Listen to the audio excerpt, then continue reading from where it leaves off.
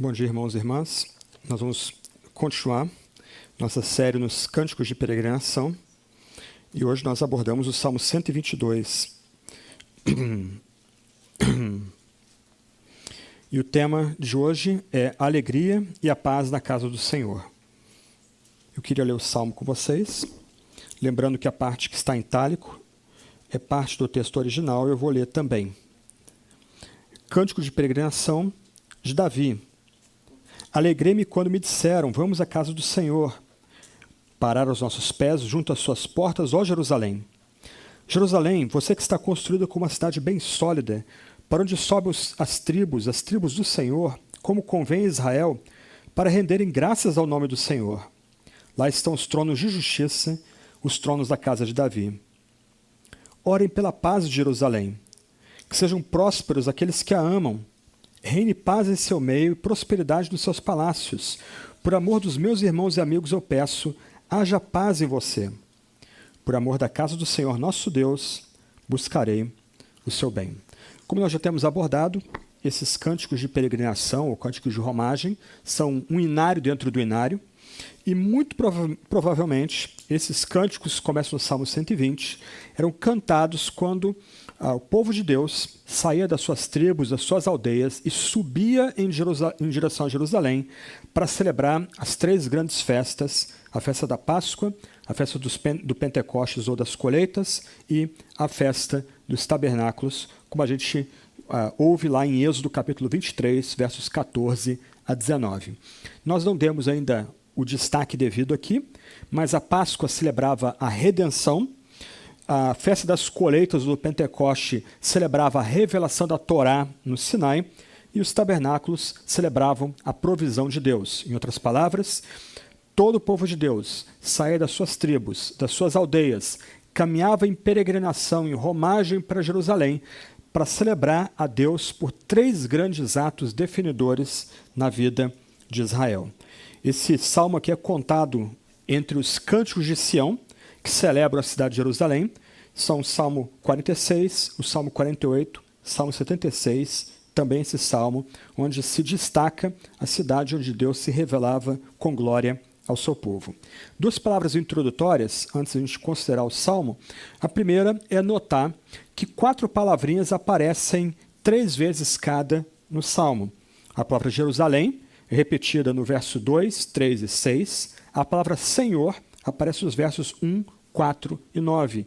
E nota o destaque. Senhor está em versalete, um tipo de formatação diferente, que significa que no texto original não é a palavra Adonai que se encontra no texto, mas a palavra Yahvé é o nome que não era pronunciado, que se encontra no texto. Em outras palavras, o nome impronunciável daquele que é mencionado 3 vezes no Salmo. Isso é um destaque, é importante. O salmista celebra não qualquer divindade, mas celebra aquele que é, aquele que se revelou a Moisés, aquele que ajudou Moisés, ou ungiu Moisés para libertar o povo do Egito. A palavra casa aparece 3 vezes também, 2 em referência ao templo, ao edifício onde Deus era adorado, uma referência à casa de Davi, onde era ministrada justiça. E a palavra paz, que faz o trocadilho com Jerusalém, aparece 3 vezes também, nos versos 6, 7 e 8. Então, essa é uma palavra introdutória para a gente perceber algumas palavras de destaque no Salmo. Agora, a questão mais importante para nós aqui. O Éden já era o templo de Deus, mas Adão e Eva caíram, e com eles toda a humanidade caiu. Agora, Deus precisa, ao se dirigir ao seu povo, ou chamar e se dirigir ao seu povo, ele escolhe o lugar onde ele se revela, ele escolhe uma casa onde ele se revela. Então, em todo o Antigo Testamento, o templo é o lugar onde Deus se revela. No Novo Testamento, nós somos o templo, nós somos o edifício de Deus, nós somos a casa de Deus, nós somos o lugar onde Deus, por meio do seu Espírito, habita. E no Salmo, ou melhor, na exposição agora de manhã, enquanto a gente medita do Salmo, essas 2 imagens vão se misturar. Algumas vezes eu vou falar do templo físico de Jerusalém lá atrás, na Antiga Aliança, outras vezes eu vou fazer menção do templo, como nós aqui, o ajuntamento do povo de Deus, nós as pedras escolhidas pelo Messias, pela pedra angular, para fazermos parte desse novo edifício. Só que Apocalipse, e eu vou voltar isso ao final, lembra a gente que Jerusalém vai descer dos céus. E Deus vai ser o templo, e a criação vai ser o templo. E agora, em todo o universo, Deus está presente, em todo o universo a glória de Deus é celebrada. Então, a imagem do templo, ela como que passeia na Sagrada Escritura. Jardim, depois o templo físico em Jerusalém, depois a igreja composta de judeus e gentios, a nova aliança, esse novo povo, que é o templo, o lugar da habitação de Deus. Nota que a ideia aqui é coletiva, não é o indivíduo que é o templo, não é o edifício que é a casa. Isso não faz nem sentido para o leitor original da Bíblia, para aquele que escreveu o texto bíblico. Nós é que somos a casa, nós é que somos o edifício, nós é que somos o corpo do Deus vivo, né? Cristo é o cabeça, nós somos o corpo. E no final, na consumação, na gloriosa volta do Cordeiro, então, agora, Deus é o templo e toda a criação é o templo de Deus. Vamos ao Salmo, então. Esse é o primeiro Salmo do que nós estamos tratando aqui, que tem autoria. Os demais Salmos não é mencionado a autoria, que é destacado Davi. O cântico é de Davi, o pastorzinho, que se tornou rei, primeiro de Judá e depois do reino unificado, o pastorzinho que como rei conquista Jerusalém, o pastorzinho que como rei unifica toda a nação. E com todos os seus pecados, e a Escritura não tapa o sol com a peneira, que ela registra os vários pecados que Davi cometeu no final da sua carreira, ele ainda é o amado de Deus e a ele é prometida a vinda de um descendente maior do que ele, que é o próprio Jesus, o grande filho de Davi, que vem para reinar. Então, o salmo é atribuído a Davi. Dos salmos que nós estamos abordando aqui, como eu disse, é o primeiro com autoria. Nós não temos detalhes de quando o salmo foi composto. Isso é importante para a gente porque comunica a ideia de que o salmo é atemporal. Ele não está preso a um fato específico, ele pode ser aplicado a nós também no tempo presente. E o salmo começa com uma nota diferente. Lembra que nós já mencionamos isso? Esses salmos não estão estruturados na ordem cronológica. O salmista está no estrangeiro, aí entra em Israel, chega na sua vila, caminha e depois, ao fim, chega em Jerusalém. O primeiro salmo que nós abordamos, o salmista está fora do território de Israel, onde o povo eleito de Deus vivia. Ele está entre inimigos, entre adversários.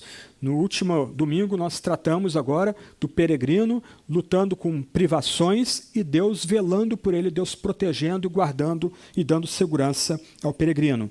E agora, o salmo pula para colocar o peregrino, primeiro, nos limiares de Jerusalém e depois dentro da própria cidade de Jerusalém. E o próprio Salmo mostra isso para a gente.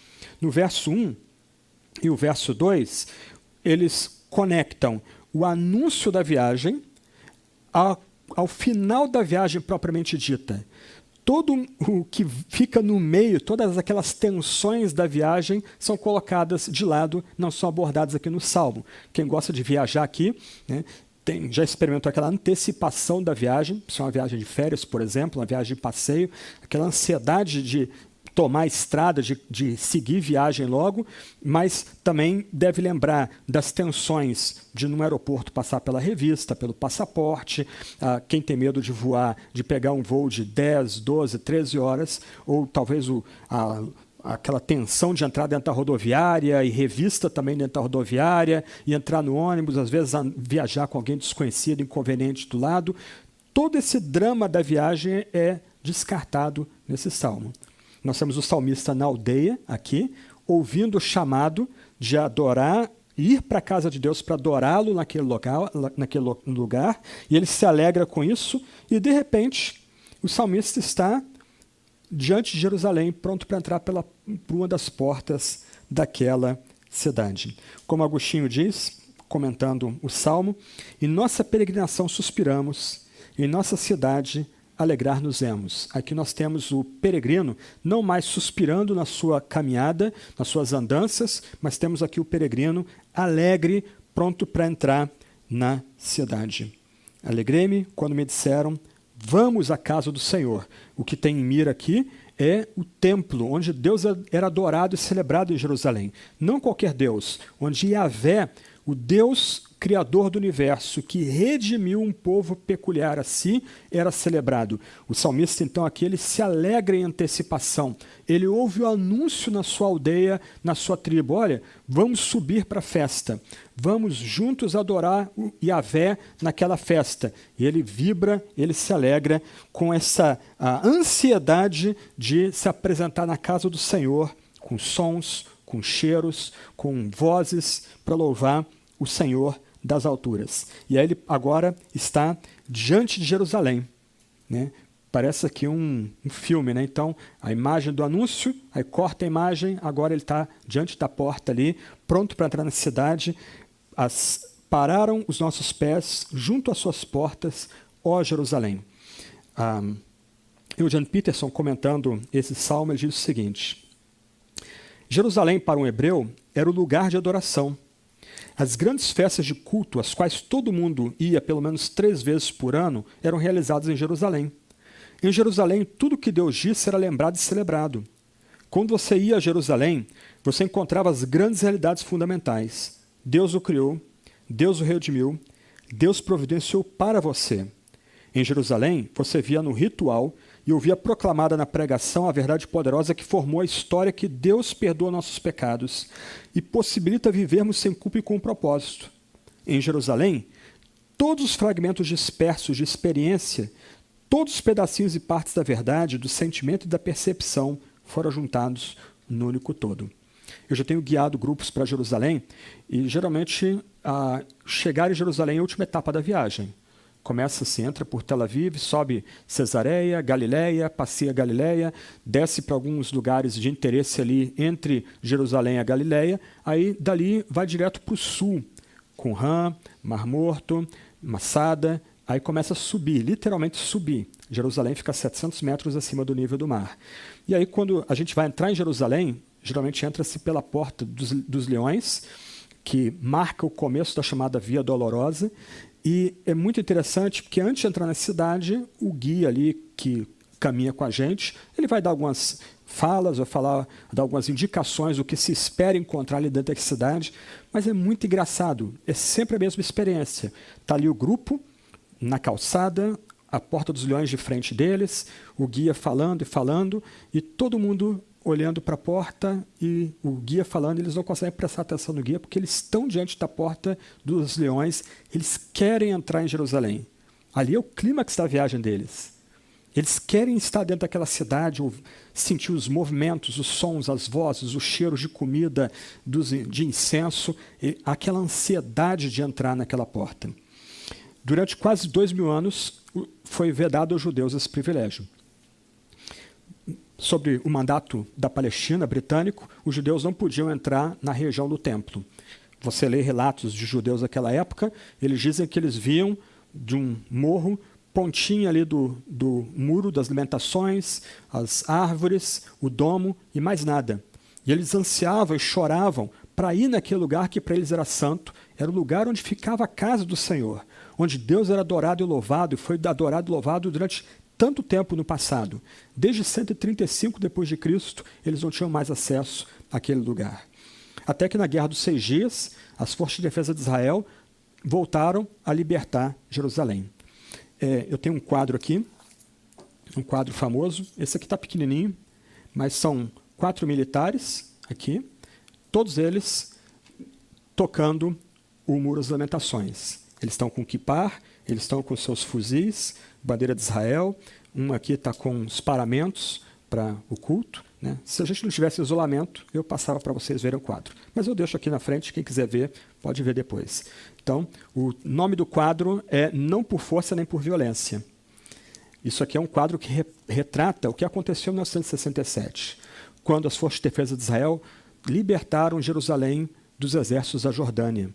Soldados que nunca haviam orado na vida, foram criados em kibbutz seculares, socialistas, começaram a pedir para outros companheiros para eles ensinarem como se orar, como fazer as orações apropriadas naquele lugar.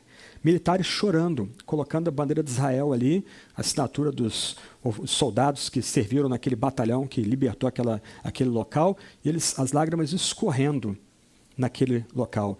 Eles estavam agora alegres e emocionados porque estavam no lugar onde os seus antepassados, tanto tempo atrás, haviam louvado e adorado o Senhor.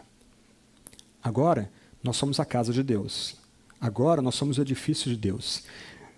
Qual é a sua expectativa quando é anunciado a você que você, nesse dia santo, vai se reunir com a gente?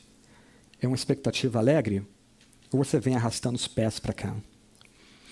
Se a minha interpretação das imagens bíblicas está correta, não é você como indivíduo que é a casa de Deus. Não é você como indivíduo que é o edifício de Deus ou corpo do Espírito. Somos nós juntos que somos a casa, o edifício, o corpo do Deus vivo. Quando nós estamos juntos aqui, nós temos a expectativa de Deus nos visitar em revelação, e redenção e provisão.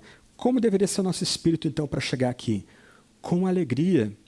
E com alegria maior do que esses militares que libertaram Jerusalém tanto tempo atrás, em 7 de junho de 1967.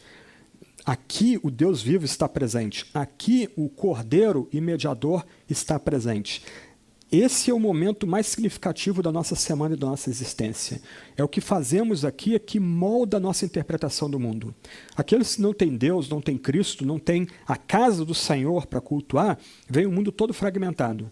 Suas vidas, sucessos e fracassos são como um quadro ou um mosaico todo destruído, os pedaços todos espalhados. O culto dá ordem para a gente. É o culto que faz a vida ter sentido.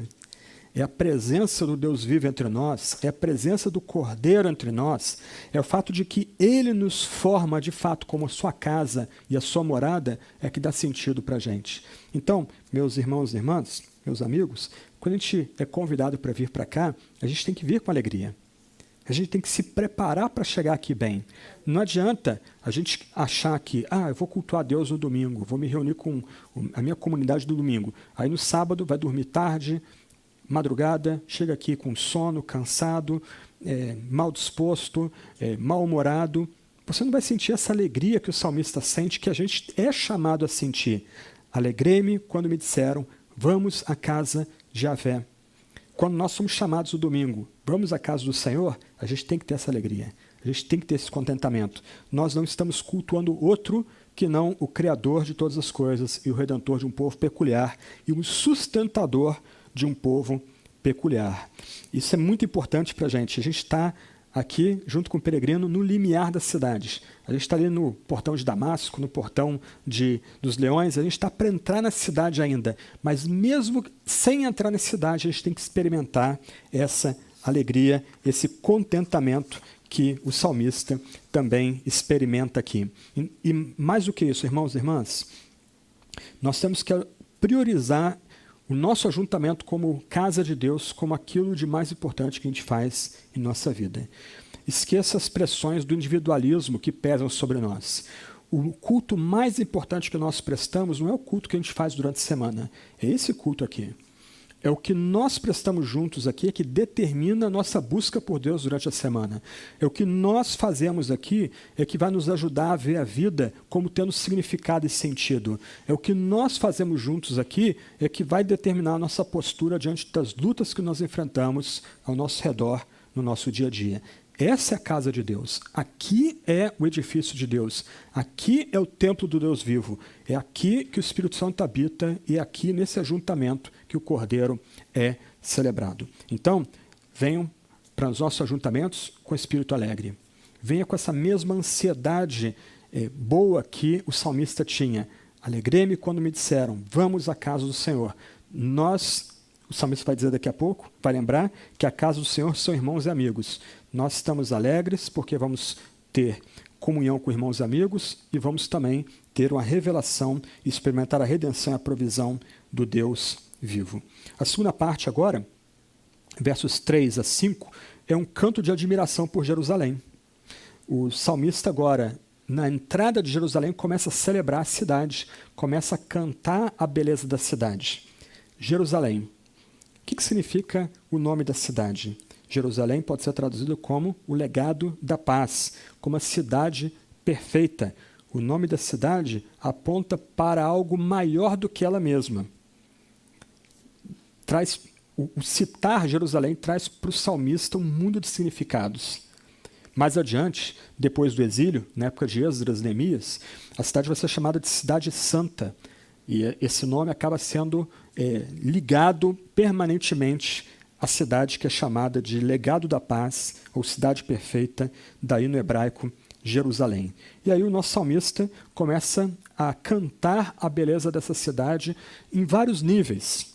No verso 3, o salmista celebra a beleza da cidade, a beleza urbana da cidade. É legal você estar vendo um filme e você tem uma imagem ampla de uma cidade, principalmente à noite. A cidade parece bonita. Você já deve ter visto isso e parado algum filme na televisão. Nossa, deixa eu ver essa imagem aqui. Nossa, como é que é bonita, a cidade toda iluminada, etc. e tal. O salmista não está entrando em Jerusalém à noite. Ele está chegando nela de dia. À noite, os portões são fechados. À noite, eram dos vilões e facínoras. De dia, ele olha aquela cidade, do portão da entrada, e ele admira a beleza da cidade. Quem visita Jerusalém hoje, vai no Monte das Oliveiras, você pode ver toda a cidade de cima, você tem um gráfico ali em algum ponto ali naquele localidade onde você pode ver os pontos principais da cidade, você fica ali meia hora localizando esses pontos, olhando para o quadro, localizando a cidade e admirando a beleza de Jerusalém ainda hoje, mais de 2.000 anos depois, 2.000 e poucos anos depois desse salmo ter sido composto. O fato é que o salmista ele elogia a beleza, a estrutura urbana da cidade. Ele retrata a cidade como um lugar de segurança, onde as pessoas eram protegidas. A cidade era bonita, as casas bem arrumadas, ele talvez pudesse ver ali o Palácio Real, ele poderia ver a área do templo, o Monte Moriá, e ele está vendo toda aquela estrutura ali, mas ele vê a cidade não só como bela esteticamente, mas como um lugar de refúgio, um lugar de proteção. Quando a gente visita Jerusalém, nós levamos pessoas na área onde fica o muro do rei Ezequias, a muralha do rei Ezequias. E a gente surpreende com o tamanho daquelas muralhas do mundo antigo, com pessoas sem guindastes e apetrechos conseguiam fazer aquelas estruturas impressionantes. Então você tem ali um trecho da muralha, ela mais ou menos tem 3 a 7 metros de largura, dependendo do local onde você se encontra, e 9 metros de altura. Nós temos Jerusalém aqui, uma cidade murada, uma cidade protegida, onde o povo de Deus encontrava abrigo nessas festas. Jerusalém não era cidade grande comparada a outras cidades do mundo antigo. A média da população de Jerusalém era mais ou menos 50.000 habitantes. Mas nas festas, a população de Jerusalém chegava a 300.000 pessoas. E na cultura do Oriente Médio, pessoas são chamadas a ser hospedeiras com os estranhos. Então as pessoas vinham para as festas não para ficar em hotel. Mal e mal havia isso naquela época, hospedagens. Elas eram hospedadas na casa de outras pessoas, parentes ou até mesmo de estranhos. Ali eram alimentadas, ali eram cuidadas. Era uma obrigação no Oriente Médio Antigo ser um bom hospedeiro, tratar bem os seus hóspedes. Então, Davi celebra a cidade pela sua beleza e por ela transmitir segurança para todo o povo, todas as tribos que ali ocorriam na época das festas. Como o Salmo 102, verso 14, vai celebrar, os teus servos amam até as pedras de Sião. Até mesmo as pedras usadas nas construções eram amadas por aqueles que iam para aquela cidade. Mas, no verso 4, o salmista também celebra Jerusalém como centro do culto de todo o reino. O que dava unidade para o reino? Era o rei? Era a política? Não, de jeito nenhum. O que Davi celebra aqui é o centro da unidade do reino é o culto a Yahvé como o único Deus vivo e verdadeiro.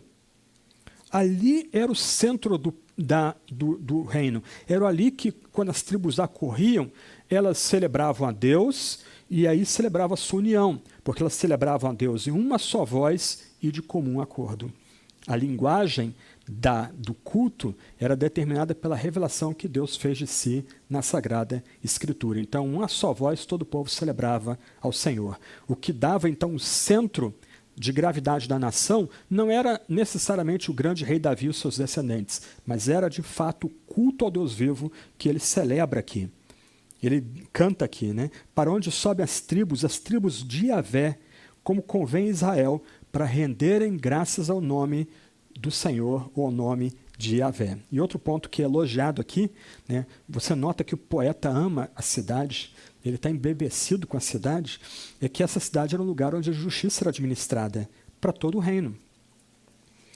2 Samuel capítulo 8, verso 15, vai dizer que Davi reinou sobre todo Israel em Jerusalém, onde julgava e fazia justiça a todo o povo.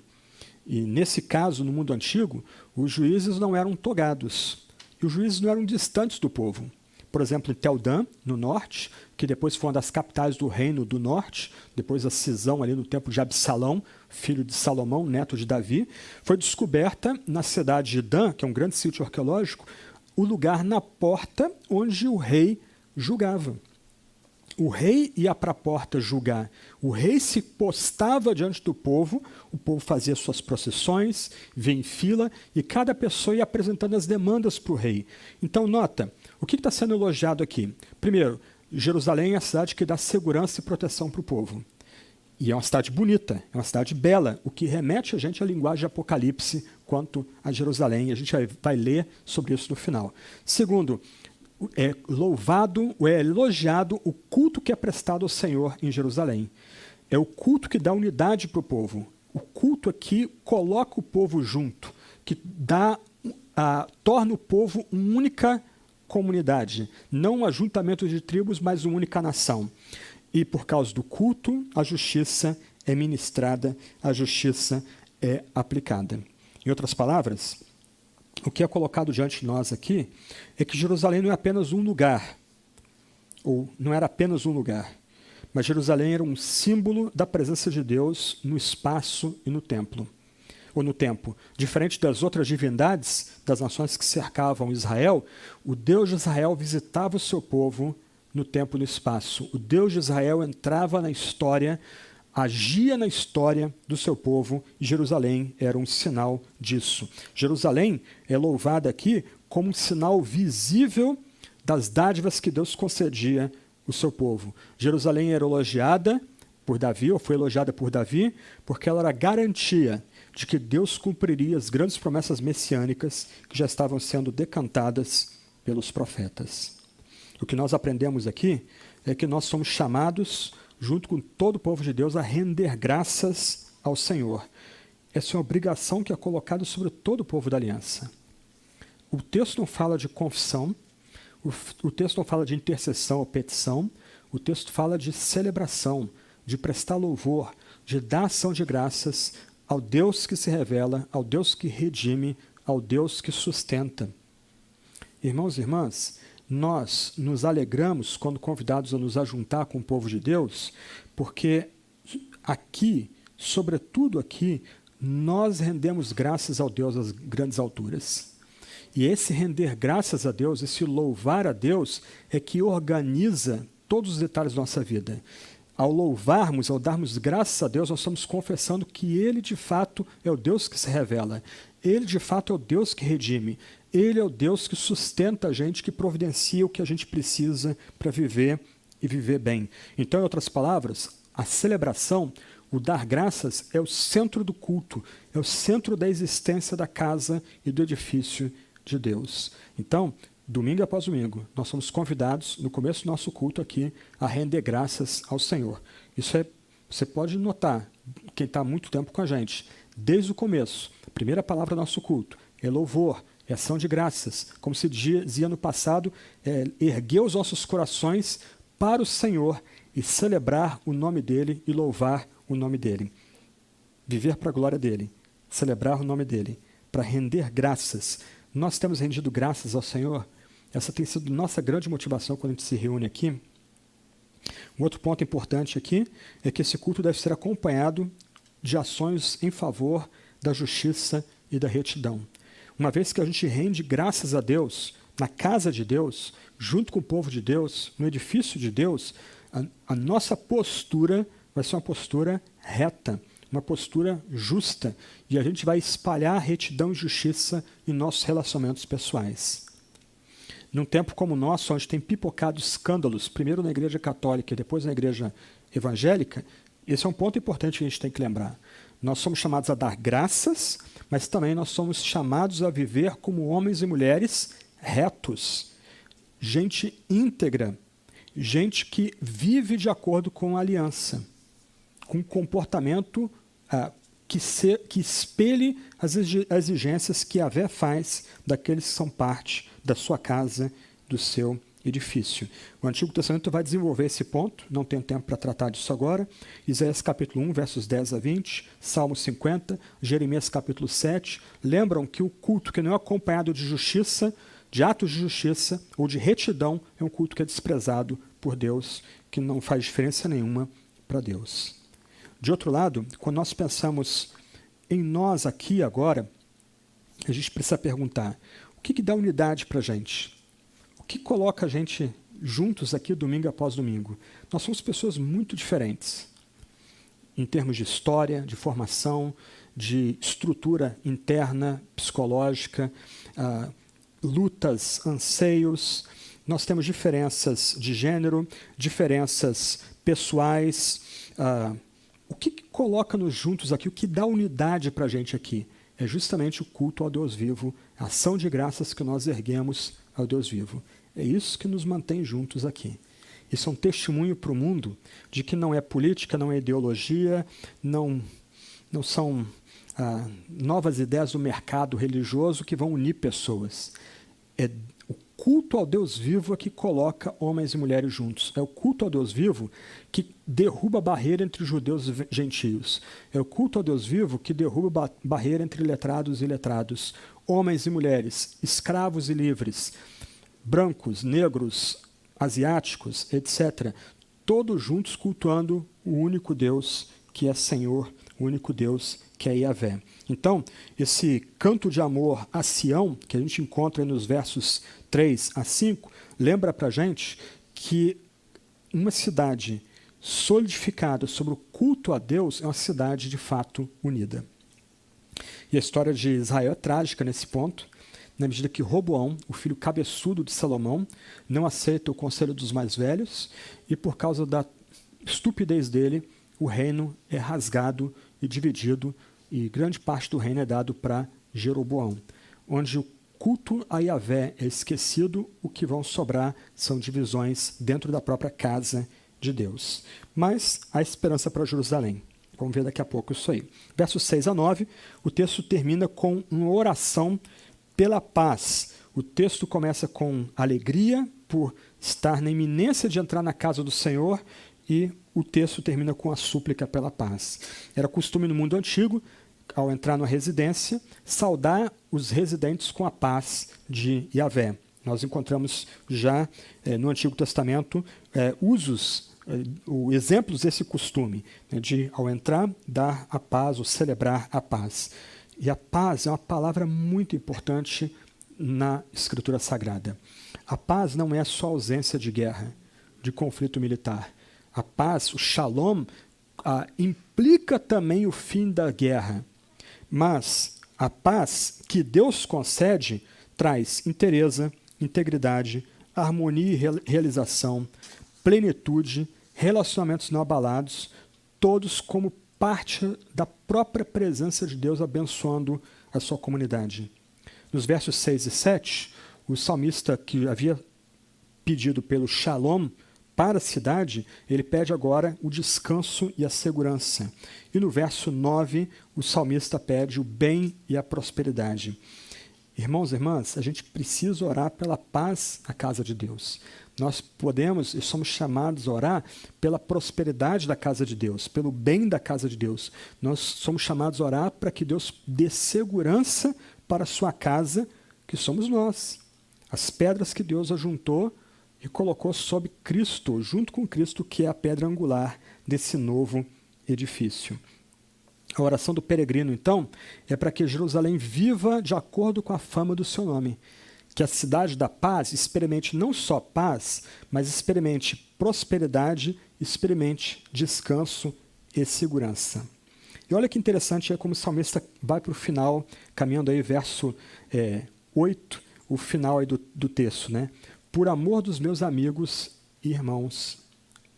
ainda que o salmista elogie a cidade, ainda que o salmista seja apaixonado pelaquela cidade, gaste tempo falando das belezas arquitetônicas daquela cidade, celebre os edifícios e os muros e as torres que guardavam aquela cidade, o que a cidade protegia tinha mais valor. Homens e mulheres que se relacionavam umas com as outras e com Deus eram mais importantes do que tijolos e argamassa. E aqui a gente já tem uma pista do que é o edifício de Deus, a casa de Deus, como dado no Novo Testamento. Nós somos esses irmãos e amigos aos quais o salmista pediu paz, prosperidade, harmonia, relacionamentos não abalados, a própria presença de Deus entre nós. Como dizia uma estrofe do hino do Richard Baxter, diante de teu trono, diariamente nos encontramos, juntando nossas petições a ti. Em espírito saudamos uns aos outros e voltaremos a nos encontrar. É nesse ajuntamento que a gente encontra, de fato, significado para a nossa vida. Na medida que a gente dá culto a Deus, a gente louva a Deus e Deus visita-nos com sua revelação, com sua redenção e com sua provisão. Aí, como diz a última frase do hino, dessa estrofe do hino, a gente acaba tendo a saudade de voltar a se ajuntar de novo no próximo ajuntamento solene que a gente tiver. E agora, no final, o salmista está dentro do templo. O verso 9 coloca o salmista dentro da casa de Yahvé, o nosso Deus. É dentro dela que ele busca a prosperidade e o bem. Então, o salmo abre com a ansiedade alegre que o salmista tem em chegar ao final da viagem, mas pula imediatamente para o salmista no limiar ali do portal de entrada de Jerusalém. Aí o salmo agora faz mais um corte, e agora o salmista está dentro de Jerusalém, diante do templo, onde eram feitos sacrifícios, onde o nome de Deus era louvado. A peregrinação de Davi termina aqui. Ele agora está diante daquela joia de grande valor que coroava e dava o privilégio especial para a cidade de Jerusalém. Só que a gente lembra que essa oração aqui conduz a gente para o Novo Testamento e para o final do Novo Testamento. Porque a história de Jerusalém vai ser trágica. Na época de Jesus, muito provavelmente os peregrinos continuavam cantando esses salmos quando saíam das suas tribos e das suas aldeias para celebrar a Deus nas 3 grandes festas que eram prescritas desde as páginas do Pentateuco. E muito provavelmente Jesus fez essas peregrinações cantando esses salmos também. E numa dessas, lá em Lucas capítulo 19, versos 41 a 44, nós temos Jesus diante de Jerusalém, suplicando pela paz de Jerusalém, ansiando para que Jerusalém abrace sua mensagem de que ele é o grande descendente de Davi, ele é o Messias, ele é que traz a mensagem de salvação, de concretude das esperanças messiânicas do passado. Ele tem em si mesmo essa realização. E o que a cidade faz? A cidade despreza o seu nome. Quem crucifica Jesus não são todos os habitantes da Judéia. Quem crucifica Jesus são os habitantes de Jerusalém. Não são aqueles que seguiam Jesus desde a Galileia, são aqueles que moravam em Jerusalém, agora uma cidade elitista, que vão crucificar Jesus. E, como resultado, a cidade que rejeita a paz vai receber a guerra. Mais ou menos 30 anos depois da morte de Jesus, irrompe a primeira guerra judaico-romana, e em 70 depois de Cristo, Jerusalém é arrasada até as pedras. Quem visita a área do templo hoje vai ver pedras ali revolvidas, vai ver uma área que tem catapultas, tem algumas armas de cerco romanas do primeiro século depois de Cristo. É isso que sobrou da área do templo desde a invasão dos romanos. Mais adiante vai ter a Segunda Guerra Judaica, em 135 depois de Cristo. 1 milhão de judeus vão ser mortos ali pelo Império Romano, pelos exércitos romanos sob Adriano, e os judeus vão ser dispersos por todo o mundo. E desde então, até 1967, eles não tiveram acesso àquele lugar. Só que a volta para Jerusalém, o tocar no Muro das Lamentações, por mais emocionante que seja, primeiro, não se compara ao nosso juntamento aqui. E mais do que isso, não se compara à consumação da Jerusalém que virá dos céus na volta de Jesus. O texto diz: então veio um dos 7 anjos, que tinha as 7 taças cheias dos últimos 7 flagelos, e falou comigo, dizendo: venha, vou mostrar-lhe a noiva, a esposa do Cordeiro, que é Jerusalém. E ele me levou, no espírito, a uma grande e elevada montanha, e me mostrou a cidade santa, Jerusalém, que descia do céu, da parte de Deus, a qual tem a glória de Deus. O seu brilho era semelhante a uma pedra preciosíssima. Aí lembra o hino Jerusalém, cidade de ouro, né? O segundo hino do Estado de Israel. Não vi nenhum santuário na cidade, porque o seu santuário é o Senhor, o Deus Todo-Poderoso e o Cordeiro. A cidade não precisa do sol nem da lua para lhe dar claridade, pois a glória de Deus a ilumina e o Cordeiro a sua lâmpada. As ações andarão mediante a sua luz, e os reis da terra lhe trazem a sua glória. Os seus portões jamais se fecharão de dia, pois nela não haverá noite, e lhe trarão a glória e a honra das nações. Nela não entrará nada que seja impuro, nem o que pratica abominação e mentira, mas somente os inscritos no livro da vida do Cordeiro. Em outras palavras, a narrativa bíblica começa com a criação como templo de Deus, Adão e Eva, os vice-regentes de Deus para cuidar daquele jardim perfeito. Eles caem, tudo é bagunçado, o pecado entra na criação. E desde o começo, Deus escolhe Abraão, pactua com Abraão, para de Abraão fazer uma nação incontável. E Deus escolhe uma terra, escolhe uma cidade e um lugar dessa cidade para colocar o seu edifício, o prédio onde a sua glória habitava, onde ele visitava com poder o seu povo 3 vezes por ano, na Páscoa, no Pentecoste, nos tabernáculos. Tudo isso foi destruído, reconstruído. Essa estrutura, aqueles que habitavam essa estrutura rejeitaram o Messias. E a glória de Deus agora habita no ajuntamento dos filhos de Deus. Nós somos o edifício do Deus vivo. Nós somos a casa de Deus. Nós somos o templo de Deus. Mas ainda há uma palavra final. Quando Cristo voltar em glória, quando o grande Cordeiro voltar, ele vem como noivo, e a noiva é a Jerusalém celestial. É uma cidade e pessoas. Nós vamos estar nessa cidade, onde a glória de Deus habita.